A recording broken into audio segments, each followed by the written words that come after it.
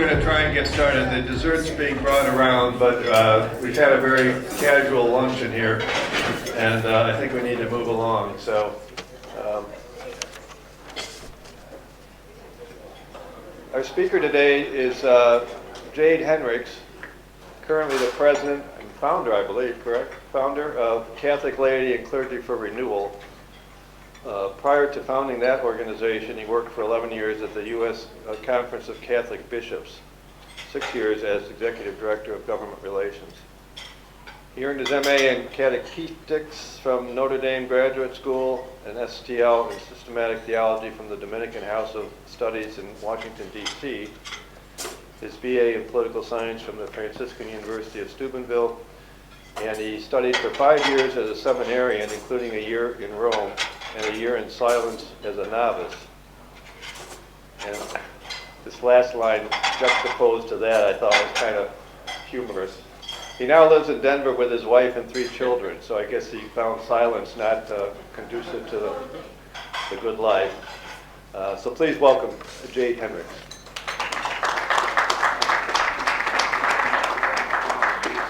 Yeah, this is how it works, but yeah.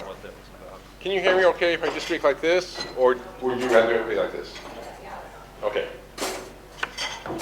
Thank you for having me today. I've learned a little bit about your organization since I've arrived. 40 years plus, I believe, and doing very important work. Obviously, I worked for a number of years in the advocacy field.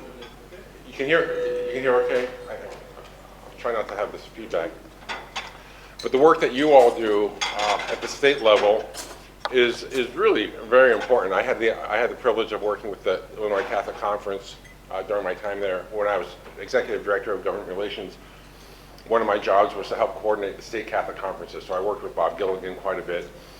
And Illinois, as we know, is a challenging situation at best. But it's important still for the church to be a prophetic voice, even if you're losing. In time, we know that witness will hopefully pay off. So I'm grateful for your work there.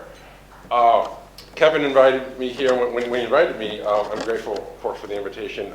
He said, not many people know who you are, so I'm not sure how many people are going to show up. So I presume that most of you are here for the lunch and maybe not so much for me. But I will do my best to hopefully add a little bit to the lunch. I'm going to work from some prepared remarks. Typically, I don't do that, but since we're being recorded and the topic is a little provocative, I want to be a little bit more careful about some of the things I say, and then maybe afterwards in the question and answer time, be a little bit more extemporaneous. But we've entered obviously a unique time in the church. We are at a time of some sort of transition. I think we'll know in 100 years or so what sort of transition you've been going through. But the title of my remarks are, why does the Vatican keep getting our American Catholic Church so wrong?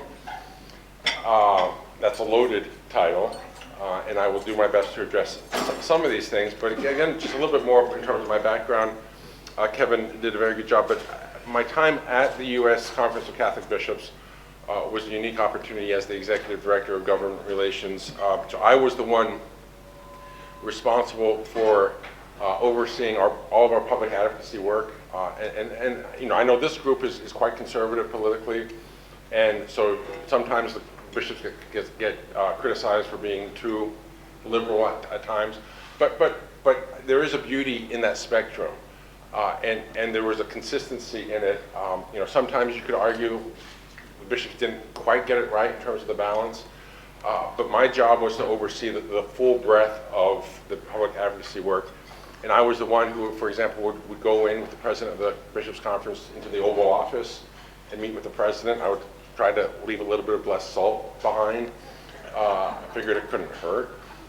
The Speaker of the House, just political leaders. So, and it was a unique, certainly, opportunity for me. But I think maybe more interestingly for my work is that I was a part of a small group that staffed the leadership of the Bishops' Conference on the very sensitive internal issues of the church. political, but others as well. And obviously that was a fascinating experience. And I often hear, wow, that must have been interesting, Jade. It's so difficult to work with members of Congress and dealing with bringing issues towards Congress or the White House. And that was a challenge. But what was kind of interesting about that is that when you went to Capitol Hill or you go to the White House, there's red and blue, Democrat, Republican, and everybody knows kind of what camp you're in, and you work within that context. And you know, whether it was left or right, everybody understood where everybody was at. With the bishops, different. There is a left and a right, and there are camps. But you always had to act as if everybody's on the same page. And so it was much more difficult for my work dealing with the internal life of the church than dealing with Capitol Hill. On Capitol Hill, you did have members of Congress, both left and right, who thought they were more Catholic than the bishops, and that was always a challenge. I would come into an office and they would get on their soapbox, why aren't the bishops doing this and that, and whatnot. You kind of just take the beating. But with the bishops themselves, they're, you know, obviously they're all coming from a place of faith, but there are different camps involved. And it was a challenge to kind of serve all the bishops while walking that balance in terms of the divisions that would exist within the church itself.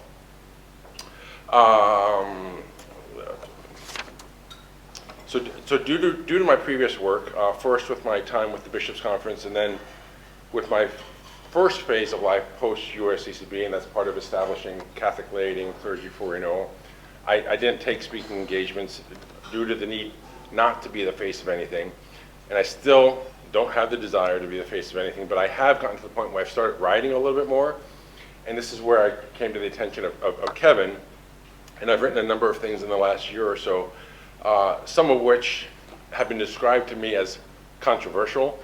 The titles of three of them just that I've written in the last few months. The Pope doesn't understand the church in the United States. Why does the Pope dislike me? The Vatican doesn't understand the church in the United States.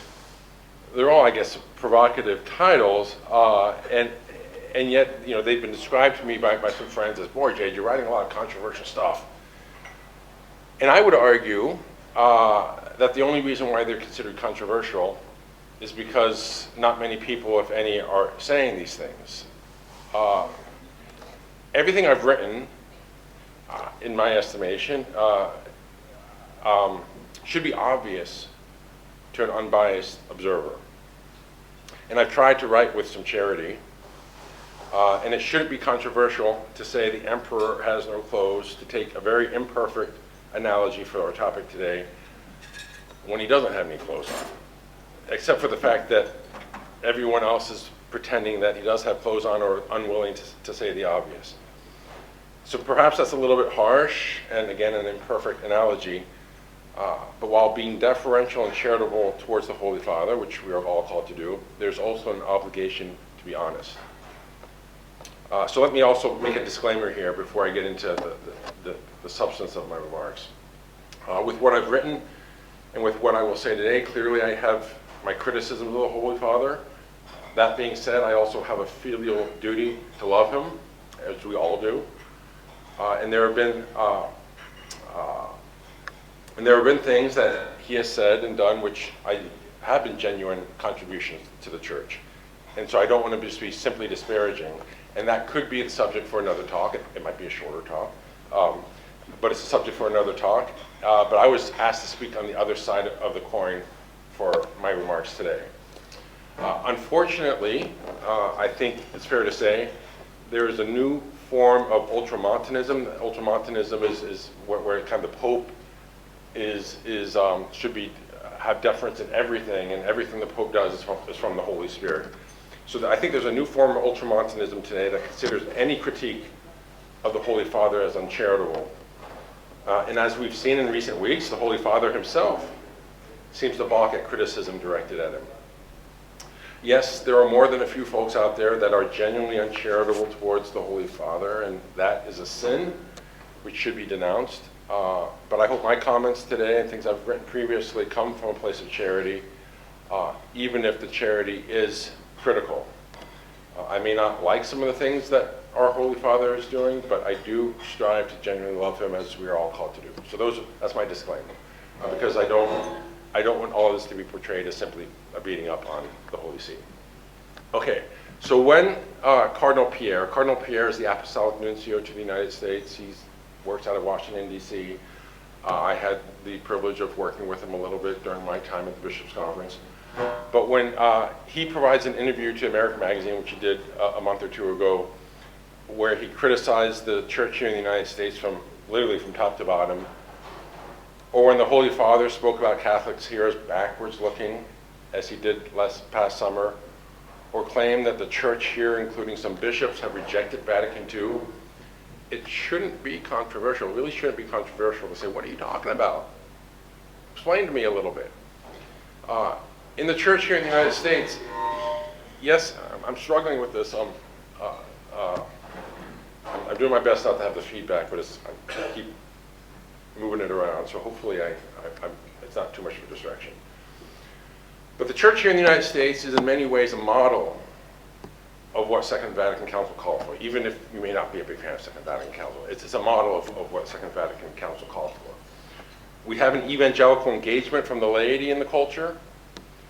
We have a renewal of the prioritization of Scripture. And what other country has a Scott Hahn and all of his intellectual offspring bringing to life the Scriptures to not just the laity, but the priests? I mean, the young priests are formed in the Scott Hahn perspective of the Scriptures. And this is bringing to life the document from Vatican II, Dei Verbum, calling for a renewal in the Scriptures. We have a liturgical life that fosters active participation, giving Sancto Sanctum Concilium, the Vatican II document on the liturgy, a life. We have an active participation in the liturgy. Of course, we have the abuses of the liturgy, which we're all very familiar with, part of the spirit of Vatican II.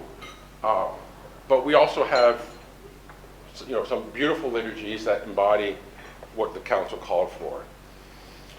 We have a springtime in the new evangelization. Think of all the organizations: Focus, Augustine Institute, the reform of the seminaries, 1,000 other examples of renewal of the new evangelization that John Paul started, which is a living expression of Gaudium Spes, another major document of the Council. And we have a church that invites the laity into leadership positions, making lay clerical collaboration popular before any of us heard the word synodality, giving life to the document on the church, Lumen Gentium. So the four major constitutions of the Council, I think, are embodied and lived here in the United States in a unique way. We also have the widespread use of the Catechism of the Catholic Church, which is the fruit of Vatican II, and countless apostolates serving the poor and marginalized, I think, here in the United States, and then, of course, all the intellectual contributions to theology. It goes on. The church here in the United States is far from perfect, and still needs renewal, which we all are very acutely aware of that. But it is a church that embraces and lives Vatican II. It is simply untenable for anyone who has any real experience of faith life here and who is not blinded, unfortunately, by ideological predispositions to say the Catholic Church in the United States has not embraced Vatican II. This is obvious, I think, even anecdotally, but I wrote a piece a few months ago for a Substack that I run, where we did a national study of Catholics, and scientifically, as best you can, we proved that U.S. Catholics have not rejected Vatican II. Now, that's in large part because they don't know what Vatican II is. That's another question. But they haven't rejected Vatican II.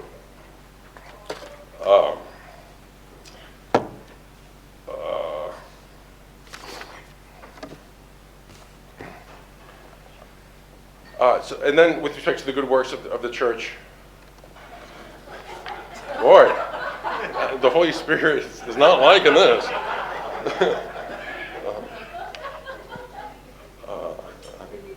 No, I'm fine. I'm fine. It is fine. This got back to Rome quickly. The safe word? And with respect to the good work of the American Church, I haven't said anything about the bishops yet. You laugh. Okay, and honestly, my experience working with the bishops, I have some prepared remarks here, but let me just try to kind of speak maybe a little bit from the heart, in that they get a bad rap. Yes, there are some examples of folks who may not be as evangelical, but for the most part, the bishops are solid leaders. They have an impossible job. An impossible job. The financial, trying to keep parishes open, the financial situation, the secularism, I mean, all of these things. I mean, who in the world would ever want to be a bishop today? But the bishops that I know, again, I know there are exceptions, but the bishops that I know personally are men of real faith. They became priests because, as a friend of mine back at the bishops' conference would say, they love the baby Jesus. And I had the privilege of, twice a year the bishops would get together in their plenary sessions, the General Assembly. And there was a private chapel set aside for them. And I had the privilege, of senior staff, had access to that chapel. And I'd go in there and do my own prayers, but it'd just be a constant flow of bishops. There are 270 some bishops in the United States, so there are a lot of bishops. The constant flow of bishops kneeling before the Blessed Sacrament, no cameras around, saying their rosary, saying their office, doing their mental prayer. And it was just an extraordinary privilege for me to see the bishops in that context. We see them dealing with lawyers. We see them closing parishes. We see them dealing with disciplinary issues with priests. And those are things they have to do, but very few of us had an opportunity to see them actually praying and being pastors. These same men, at least the ones that I know, and I know there are exceptions, are completely committed to spreading the faith in their diocese at a macro level, but also one-on-one. I remember staying with an archbishop once, and he was on the phone for 15, 20 minutes with somebody, and it was a curious conversation. And then I asked him after, I said, who are you talking to? And he said, there's this gentleman in prison that I call periodically, and I just talk because he has nobody else to visit, nobody visits with him, nobody calls him, and I reach out to him periodically, and then at the end of the call, he also offered to give some money to a family member. And this is I don't think atypical necessarily of what they're doing privately. There's a faith life here that's beautiful among the U.S. bishops, and yet there is a bias against the Church here from Rome and from the Vatican. When we've got all this, as I've kind of outlined, all these great things happening in the Church. Again, qualifying that we know that there's still need for renewal, but we've got some good men who are bishops. So why this criticism from the Vatican? In the promotion for this talk, it stated that I would explain the origins of the negative view of the U.S. Church by the Vatican, and then what to do about it. That's a tall order. I can't fully explain where it comes from, but I can offer a few of the causes. Some of this goes back to the political issues of the 1980s. Whether you think it was wise policy or not, there were U.S. interventions in Central and South America that many South Americans, Argentinians in particular, considered an overreach of American foreign policy and military strength.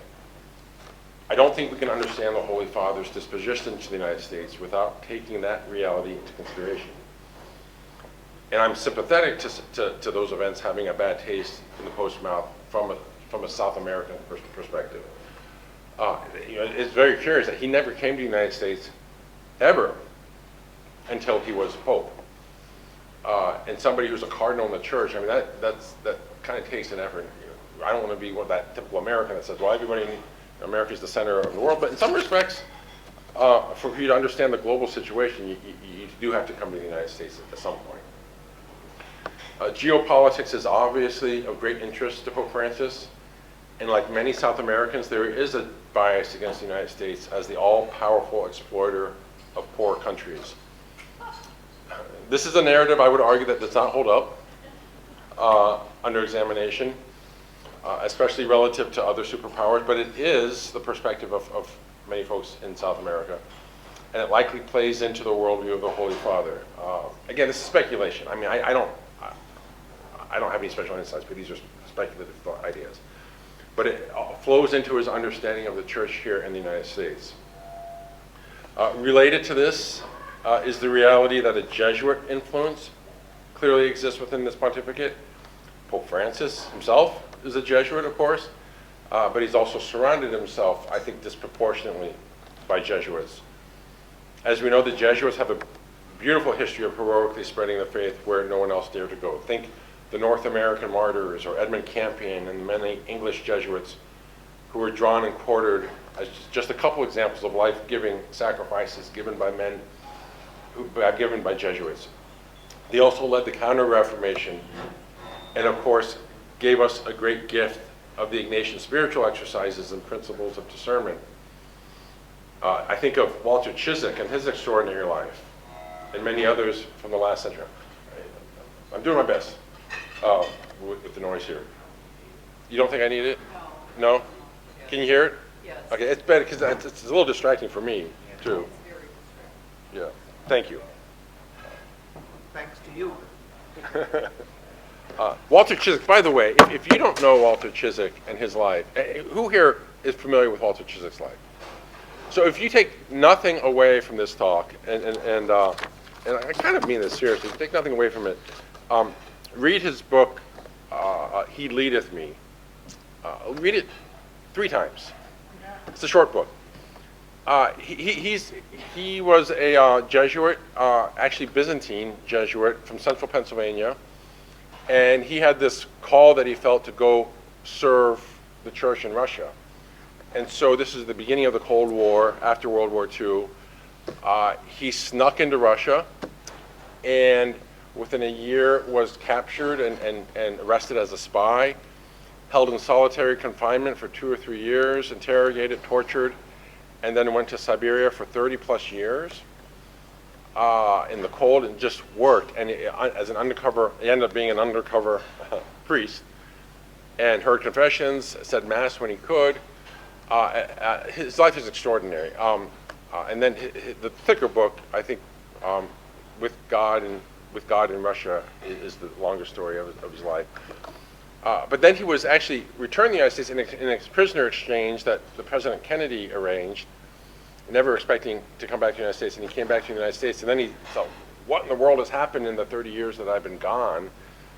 We had the sexual revolution and all these things that he didn't know was going on.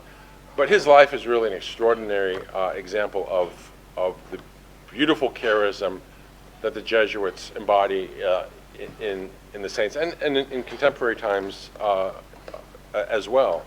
And it's a great gift to the church. Having said that, many Jesuits today, again, trying to understand the Holy Father, many Jesuits today have come from a different cloth. And I think it's fair to say, institutionally, they have morphed over the last 60 years. Many led the dissent against Humanae Vitae.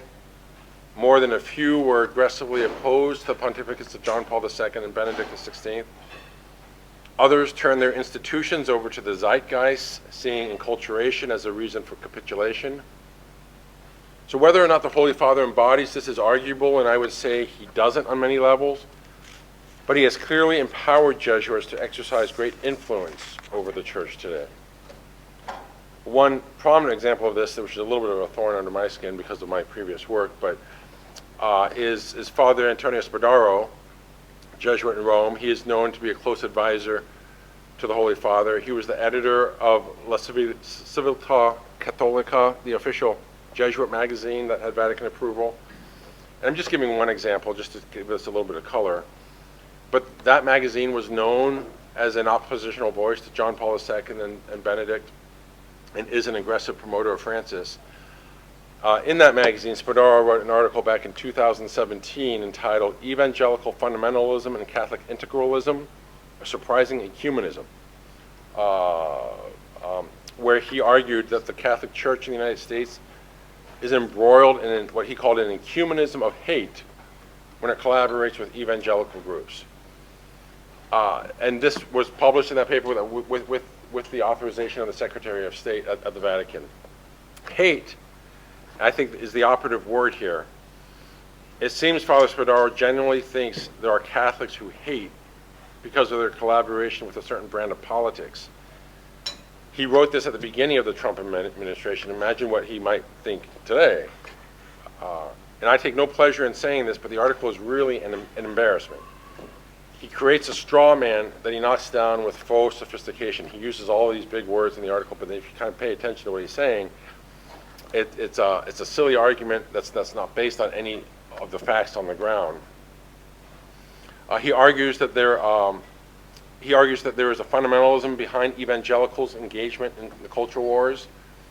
He thinks there's a large swath of Catholics who are driven by an ideology of conquest, as he calls it, that promotes fear for political gain. And yes, of course, there are no doubt some in the Catholic world who fit this description, but they are small and certainly not worthy of a feature article in a Vatican-sponsored magazine. I won't go into all that he argues, but I can tell you that my time as the lead lobbyist for the bishops, there was never a sense of the collaboration between Catholics and evangelicals was driven by hate or fear. There was a desire to promote the common good, and I worked every day with our evangelical partners on legislation. There's a desire to promote the common good, but not an attempt to establish a theocracy, as Spadaro argues is the case at the leadership levels in the church here in the United States. Just a total misunderstanding of the work of the bishops. And I can tell you that the collaboration was based on a common pursuit of basic human rights and in service to the marginalized.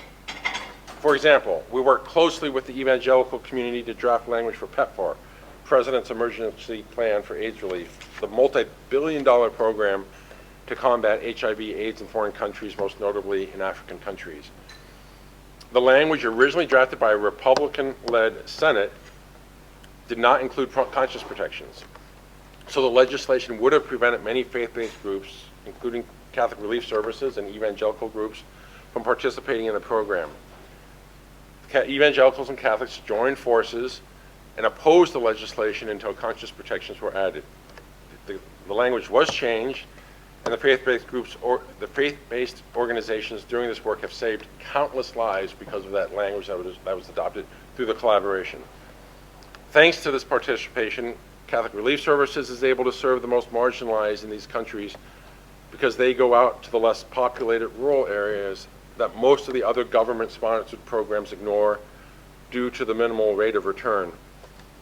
I've had the privilege of seeing these programs work and visiting with the people whose lives have been saved. With my work collaborating with CRS, I traveled to Africa and the Middle East, including 3 days in Gaza.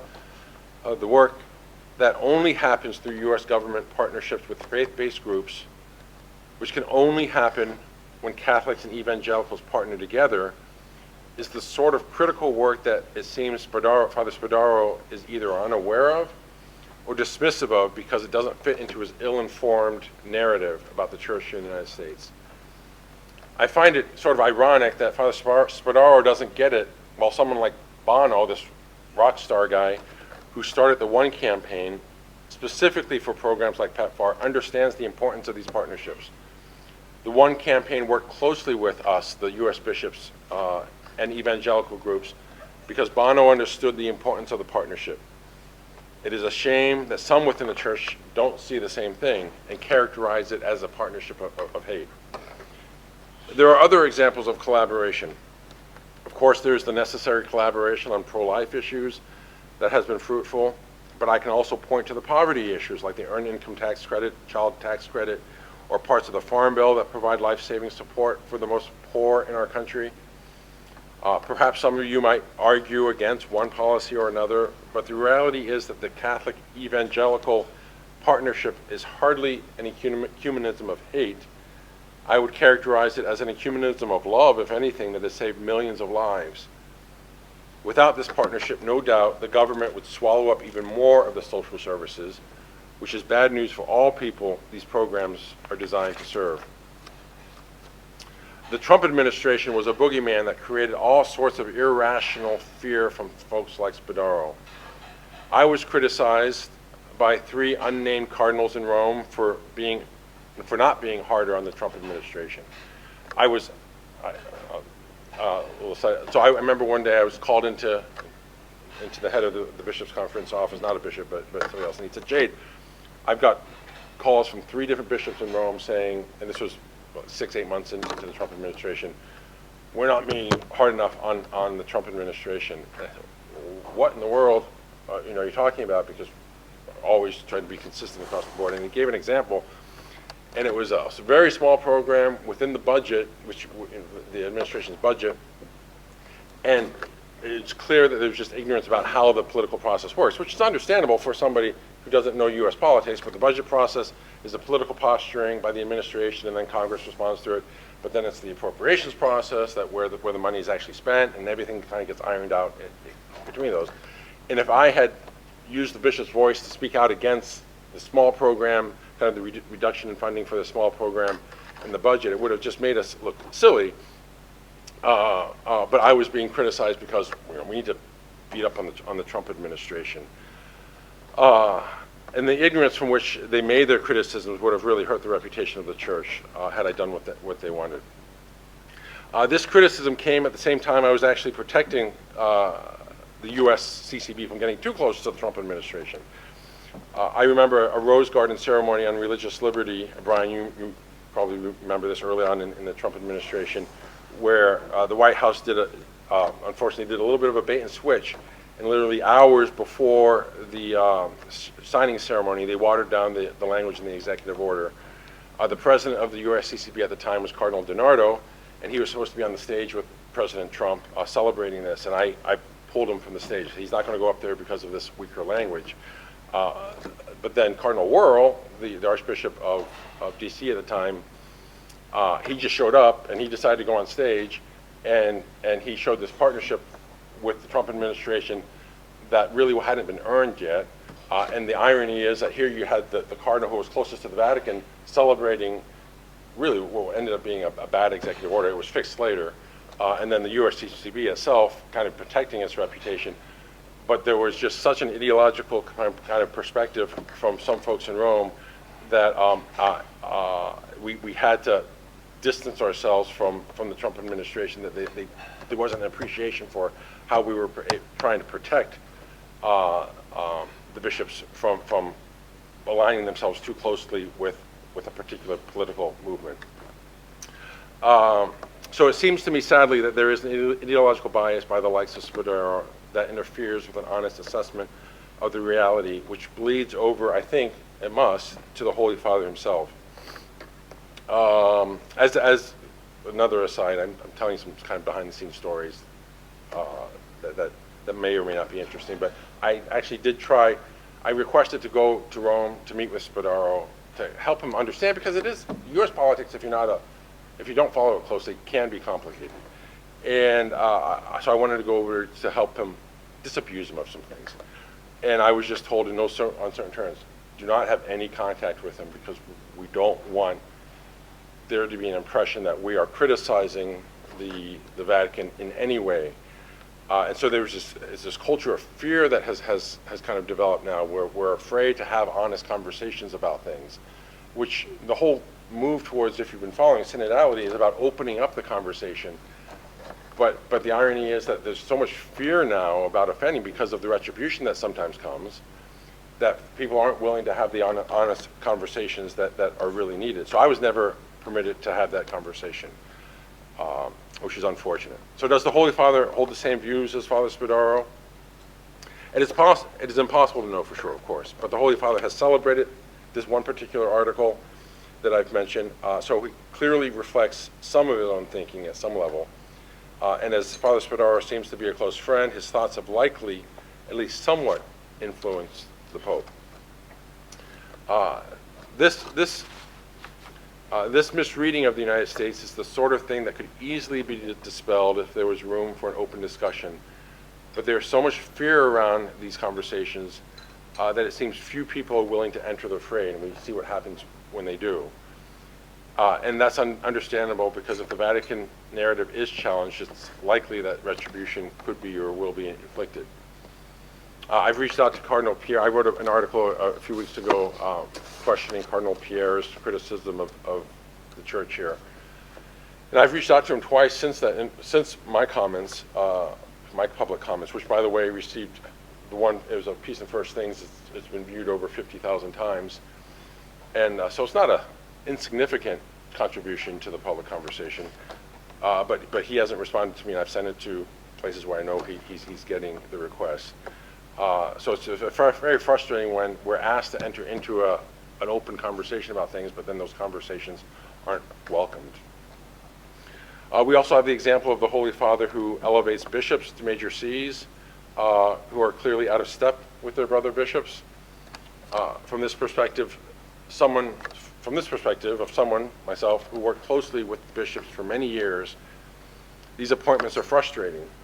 While there have been many very good rank and file appointments, and there have been during his pontificate, and I want to acknowledge that, the bishops raised to very prominent metropolitan sees tend to be the ones who otherwise would not reach any leadership positions within the USCCB because their brother bishops wouldn't vote for them.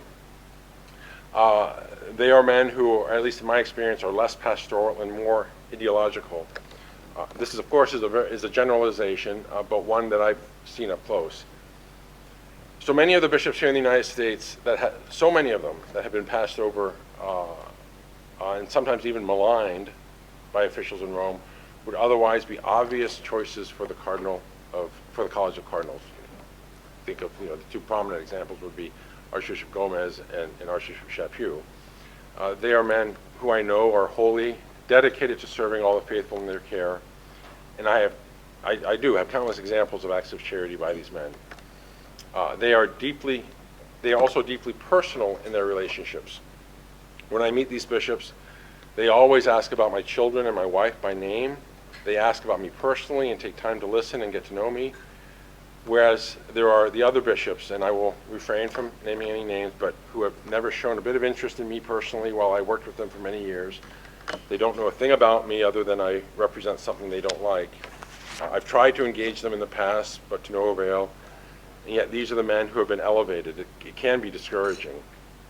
That being said, the church here in the United States on the leadership level is still strong. The leadership of the USCCB is in very good hands.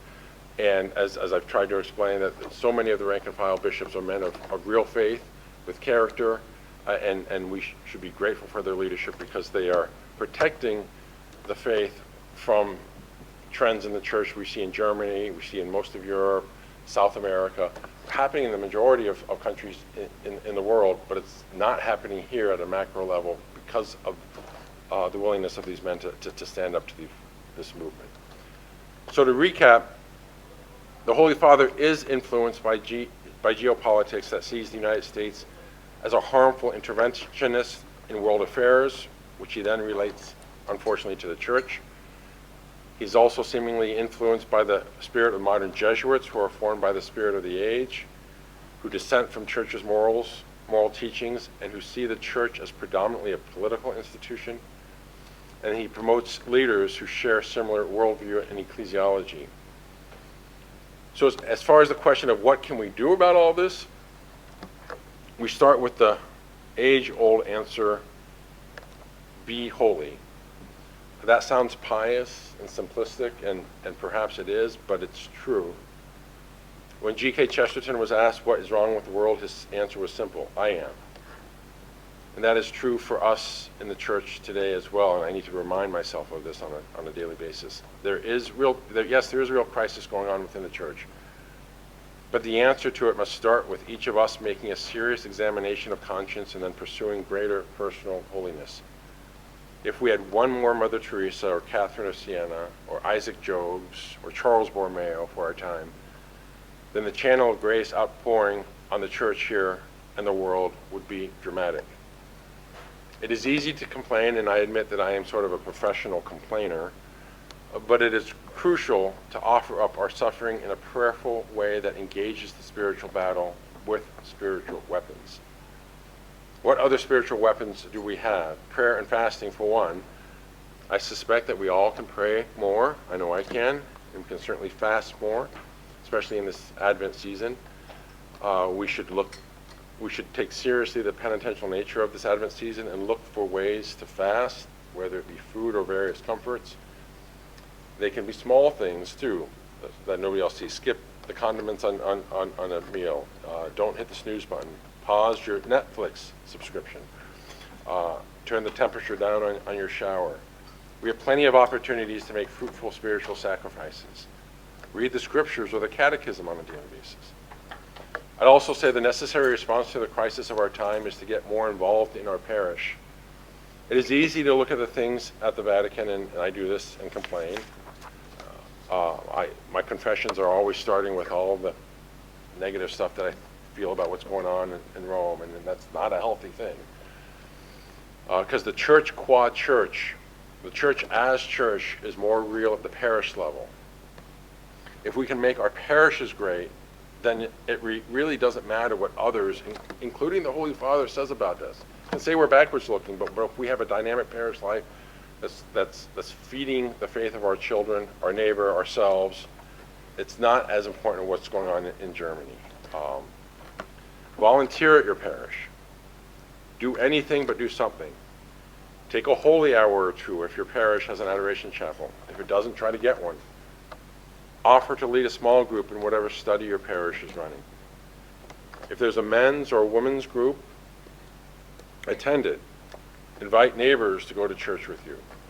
Pray novenas for your parish priest.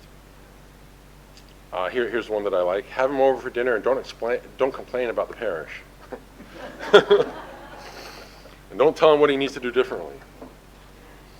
And priests, God bless them. I have the privilege of having some really good friends who are priests, and they're always at the wrong end of the criticism. And some of it's maybe justified, but oftentimes they just don't have the tools to do everything that we'd like them to do. And if they just know that if they can just get a little bit of encouragement, that goes a long way with them. Tithe a little bit more. If your parish has ugly vestments, which many do, get together with a couple friends and buy a new one for each liturgical year, for each liturgical season. If you have skills that I don't have, offer to fix things around the rectory. Most priests live in dated living quarters that few people see, but are very, very often old and musty. Let your pastor know and appreciate him by serving him. I would just encourage you, maybe this Advent, part of your Advent, make a point of reaching out to your pastor and just saying something positive, even if it's hard, if your pastor's hard to find something positive and just encourage him. All of this contributes to building up the church. Nonetheless, it is true that it can be discouraging when it seems our spiritual father does not like us or does not want to get to know us. There is nothing we can do to change him or to change the Vatican. We must trust that the Holy Spirit is working in all of this. This is our faith.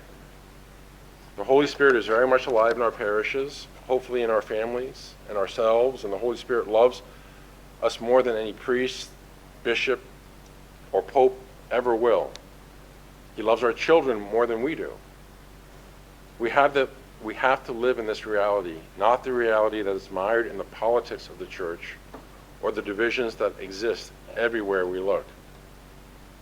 I know this sounds like a synodal phrase, so I'm reluctant to say it, but we are a resurrection church. We have to go through the crap to get to the glory that awaits us. And I have to remind myself of this daily, but the bad stuff that's going on right now in the church, it is real, but it's the source of our sanctification, as Kevin said it before, quoting, I guess, Austin Roost. And this is a unique moment to be in the church. We were created for this moment. And I just, as frustrating and as discouraging it can be, I'm also oftentimes just, maybe not frequently, but once in a while I'll say, gosh, thank you, Lord, for giving me this opportunity to be in the church at this moment. Maybe not more than ever, but the church needs saints.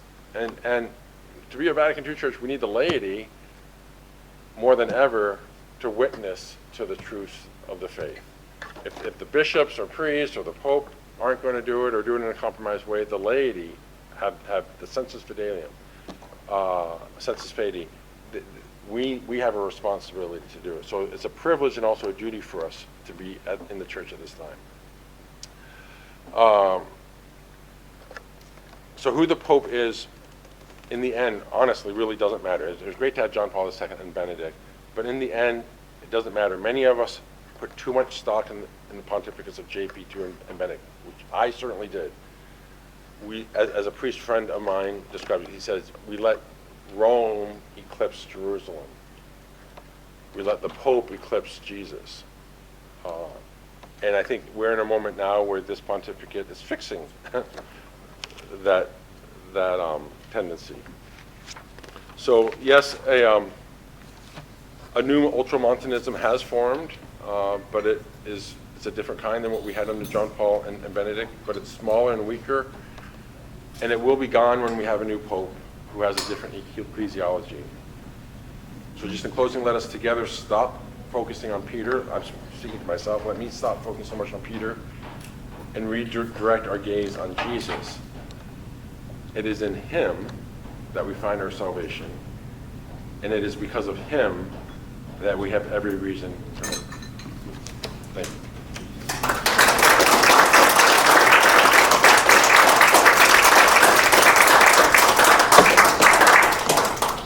Take a few minutes for questions, if anybody has any questions. Really? Marianne? Imagine that. I was wondering if you'd be willing to comment on the Pope's public uncharitable comments about Cardinal Burke. Even the fact that he was near death with COVID, he ridiculed him then. Oh, yeah. That's a very bad example from the Vatican of lack of charity, I think. What do you think? Well, I think you described it well. I mean, there's a lack of charity. And certainly when he had COVID, it seemed to be that he was disparaging toward him. You think that the Pope would offer prayers. And then the most recent action, of course, against Cardinal Burke relative to his residence and stipend. I mean, it's in many respects, at least in our lifetimes, unprecedented.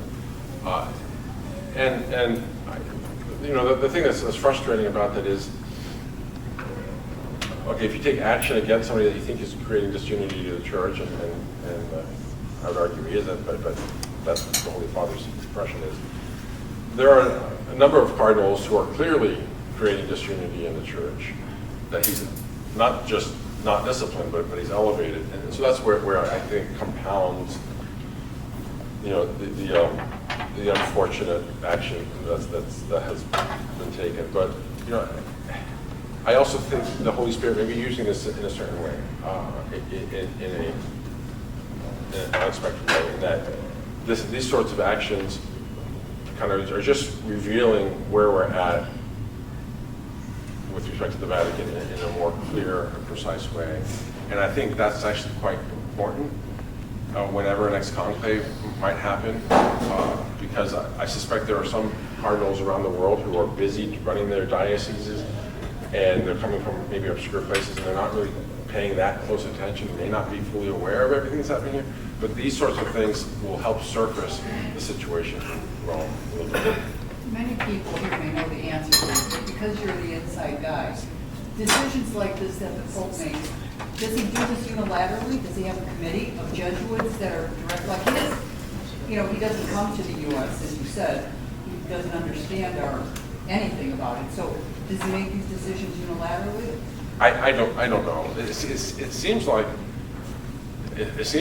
he makes them unilaterally.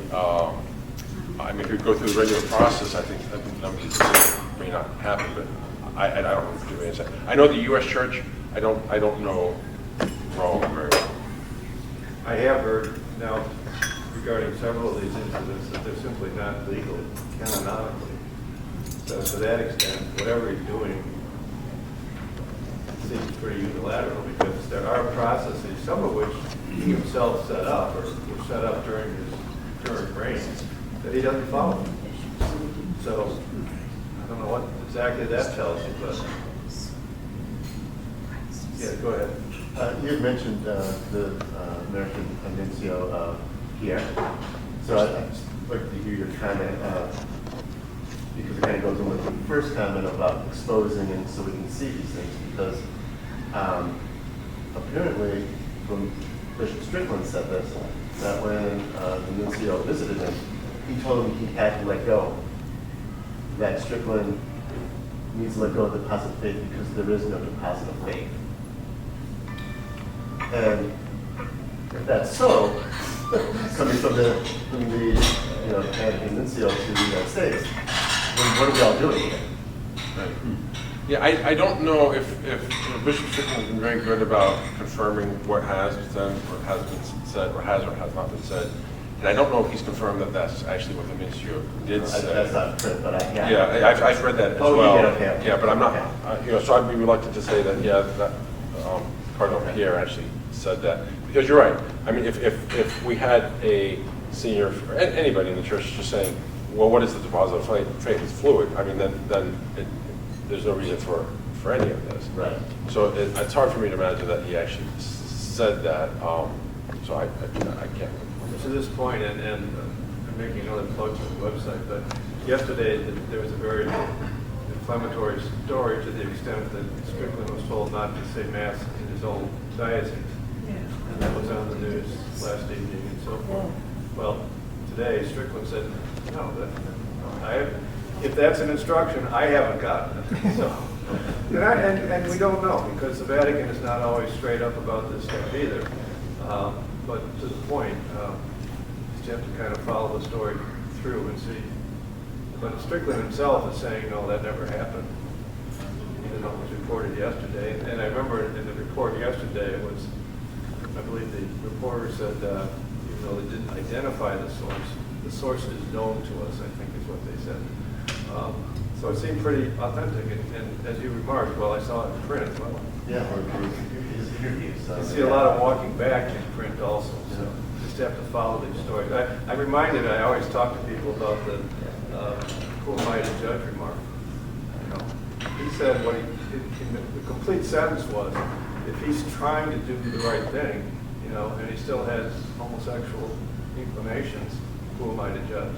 But the media left out the part about trying, you know, making the effort and so forth.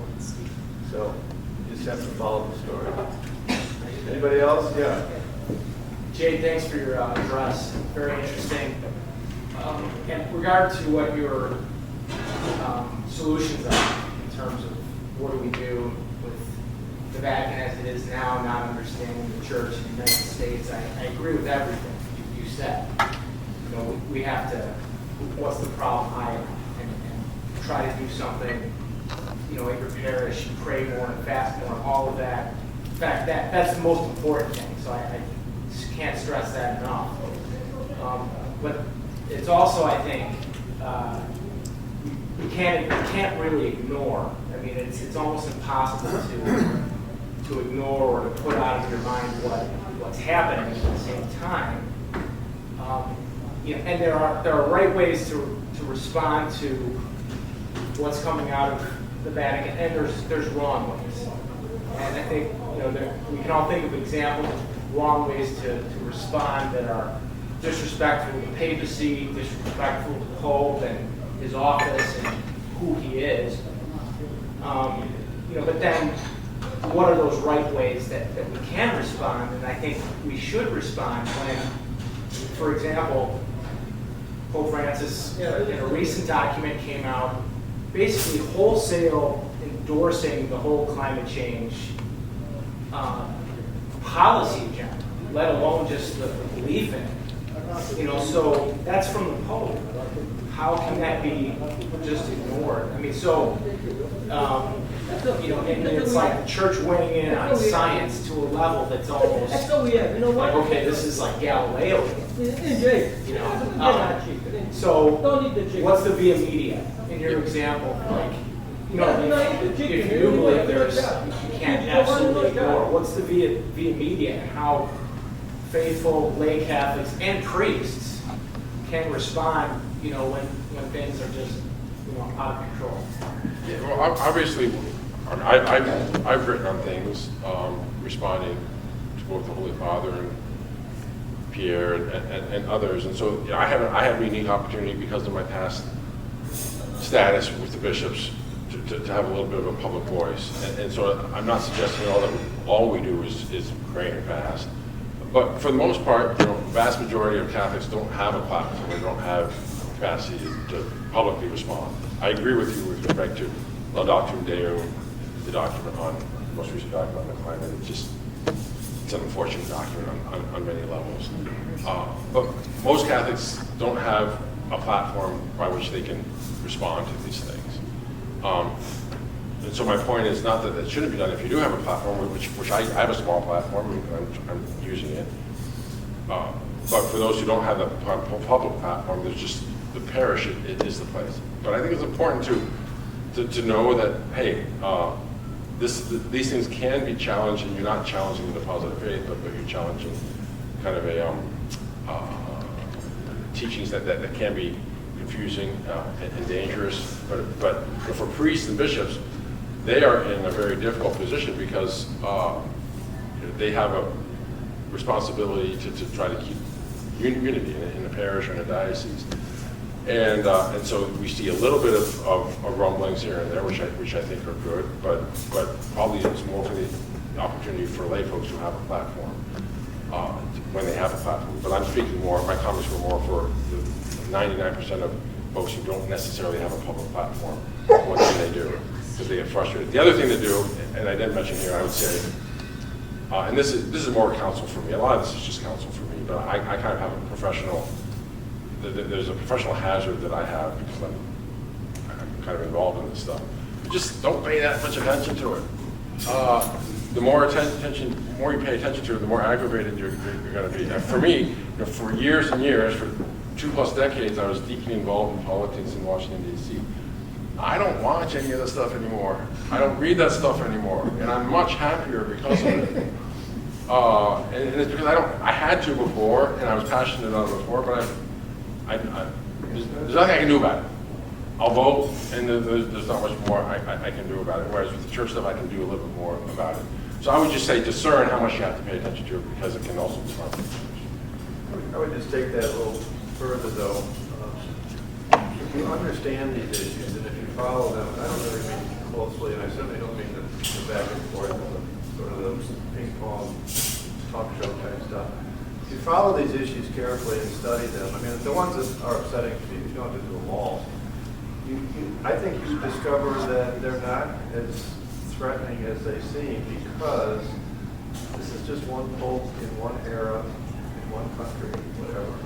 It's just the big picture is 2,000 years old, and dozens and dozens of popes, much better than the one we've got right now. And that's not even a knock on the current pope. There's just been some fantastic popes. And no one's telling us we're supposed to ignore all the fantastic popes because of the present pope, or a recent pope, pick your pick. So I agree. I mean, you shouldn't get upset about it, but you should understand it well enough not to get upset about it, is the way I would put it.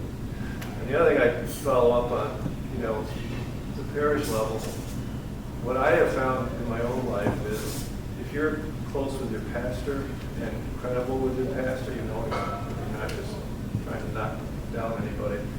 It all feeds up. So your pastor gets support from you in the right way. He goes to these conferences of other parish priests. They talk among themselves. It bubbles to the top. But if there's nothing bubbling up, then it's a lot easier for the guys on top to do whatever they want. So, just my own experience. What you're saying is true about ignoring things and everything.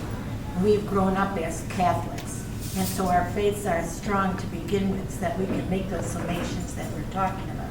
But I'm dealing with 2 converts as of 3 years. And here they went through all the classes, everything else. Everything's very positive. And now they're in the real world. And they're starting to hear all these things about the Pope and all this going on, and this one being fired and that one. How do you keep handling something positive like that? Well, I'm certainly not saying those are positive things. What I'm saying is you can help put them into perspective. I mean, yes, they have happened, and they don't appear to be legitimate or correct or right. But that doesn't mean the whole world is like that or the whole church is like that.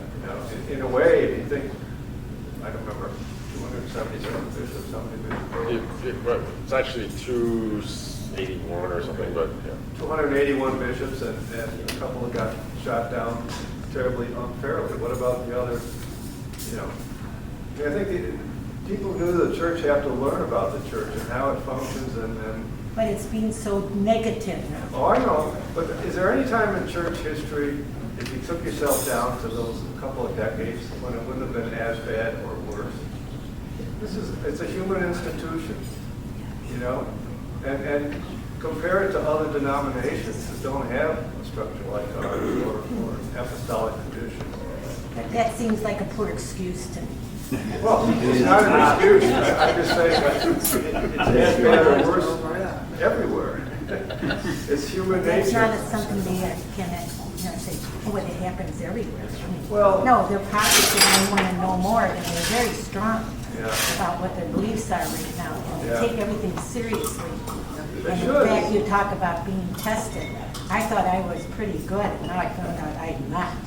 There's a great quote from Chesterton that I like. He says that the greatest argument against the Catholic Church is Catholics. The greatest argument for the Catholic Church is Catholics. It depends which one you want to look at. Do you want to look at the saints or the rest of us? And I would just encourage when somebody's struggling, that's why reading the lives of the saints is such an essential part of our faith life. We celebrate it through the liturgical year, of course, but your own devotion, I would just encourage if somebody is struggling with the stuff going on, examine their conscience. Are you reading more of whatever it might be, X News, or are you reading the lives of the saints? And if you're not reading more of the lives of the saints or the riches of the church, then maybe flip it around a little bit and then come back a month later and then answer that question. But that's something they're learning as they're going along. But we learn by example, too. The saints, And if the right, you learn by is example. that the Pope is doing all these crazy things, and then he does something nice, then all of a sudden he does something that they thought was morally wrong in their own minds. That's like a ball bouncing around. That's why I keep going back to the saints. Read the lives of the saints more than you read the lives of any of them, I suppose. Unless the Pope is a saint. EWTN said they reported that almost all the priests coming out of seminaries now are very Orthodox related conservatives. I guess that's a positive for the future of the church in regards to her question. In regards to the Jesuits, is there any hope of reforming them? I heard at least some people be, no, I mean, or are they just such a lost cause? And why did they go off the rails so far? That's a great question. What happened to the Jesuits? I don't know what the answer to that is. It's a mystery to me because it happened literally overnight. Literally overnight, meaning within the course of 3 or 4 or 5 years in the 60s. Their formation went from a very rigorous formation to apartments, and I don't know what happened. I've read a number of books about this, and it's still not clear to me what happened. Can they be reformed? I mean, sure they can be reformed. If I was Pope, would I be tempted to suppress them? Sure, I would. I don't know what the answer is. And I think this is one of the great, if I may say, I think failings of John Paul II's pontificate is he didn't take a more aggressive action with respect to the Jesuits. He did remove Arupe, though, who was a big problem with the Jesuits. And He rebuked him, but then he kept him. He allowed Arupe to stay in. Yeah. But the rebuke that he made of him wasn't taken all that seriously by the Jesuits. I also, my oldest son, when he went to St. Ignatius, and I would make remarks about the Jesuits and so forth, he said, Dad, there's a lot of good Jesuits. There are. Also. You got to keep that in mind. And maybe a minority, I don't know what the numbers are. Father Bishop Pacquiao. Father Mitch Pacquiao, Yeah. So, Father I mean, Spencer. You can't throw out the whole order, but you can throw out chunks of them. But you're right. There are some good. There are some good Jesuits.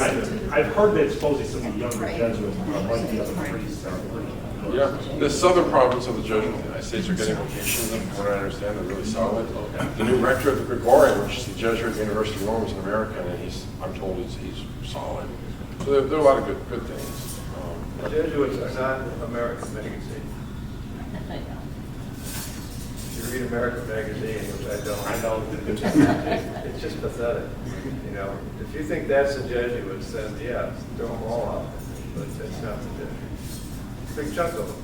Anybody else? One more. Yeah, go ahead. Yeah, the Pope is very authoritarian. Our own Cardinal is very authoritarian. I don't think they respect our views at all. And I think when we sit back and say nothing, they just roll right over us. So I think we need some sort of a vehicle to let them know were upset. And, you know, one of the great speakers you had, Kevin, a couple times ago, Crisis Magazine, he said, just find a good church, good parish, and ignore the Pope and ignore the Cardinal. Easy to say, but what if they're taking your church away from you? Or changing the church so much, and you know, the Tridentine Mass is an excellent way that both these men have changed those who like to view the worship of Tridentine. They've taken it away, and they don't care.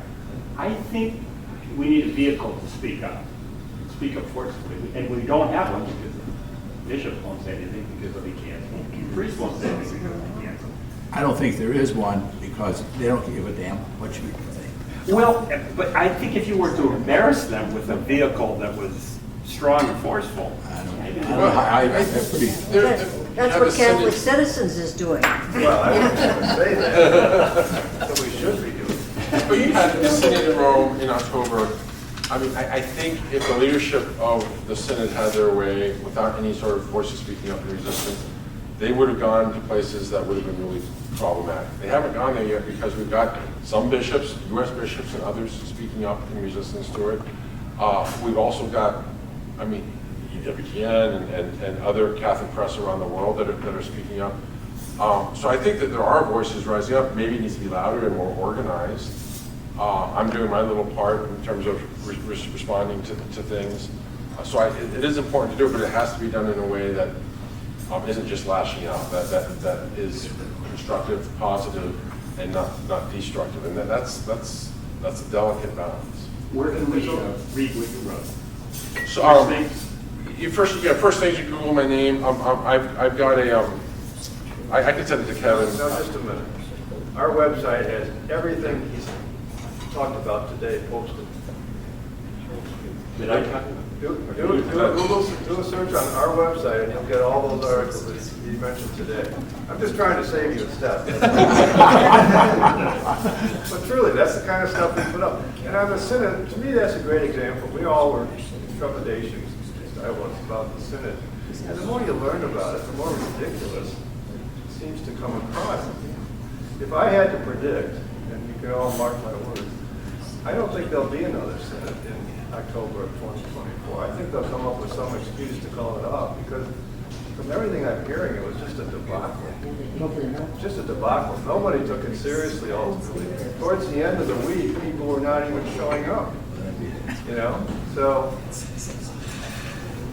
I don't lose any sleep over It's not a real Synod right now. It's not, and what they're doing in Germany, you know, as organized as that is off the rails too. So that's why, I mean, the idea that your parish is a good vehicle, I think is really solid advice. Not the only thing you should be doing. And you got to totally, you know, about choosing a church. Maybe sometimes you do have to find another parish. I don't like parish shopping. I hate that because I feel like I shouldn't be driven out of wherever I'm at. I'm fortunate right now, but if it's a terrible parish, yeah, you got to protect yourself. But if it's savable, then work on saving it. And just little baby stuff. I do think the priests just feel so left out of everything. And this idea that, you know, people only complain, they're not really trained to deal with that. They're not trying to deal with so much. Yeah, and so they're just guys, you know. Well, they're not just guys, but in terms of dealing with people and organizing things and all that, it's the luck of the draw. All right, thank you very much. How many people, what do you think of this? How do I put this? Would you come to an event here again if we had it here again? Raise your hand. I would, yeah. Okay. I was going to remark at the beginning, we only ended up here because the Carlisle had a long-standing date and they just couldn't move. We told them repeatedly we're the second Friday of every month. I reiterated that, but that's why we're here. But we're also wondering where our audience, you know, like where the geographic center of our audience is. Because I know a lot of you Carlisle brings together. show up at the Carlisle. Can we go back to the Unity? It was so easy. It's complicated. They're not very receptive. And COVID was, we struggled with the Union League during COVID. But a lot of people are afraid to go to the Loop. That's You a really problem. don't want to go It's a there. big problem. All right, thank you very much. We do have some speakers coming up. Just keep watching the website. We'll get the word out as quickly as possible. We got Peter Kwasniewski in April. So watch for that one. That's going to be good. Thank you very much.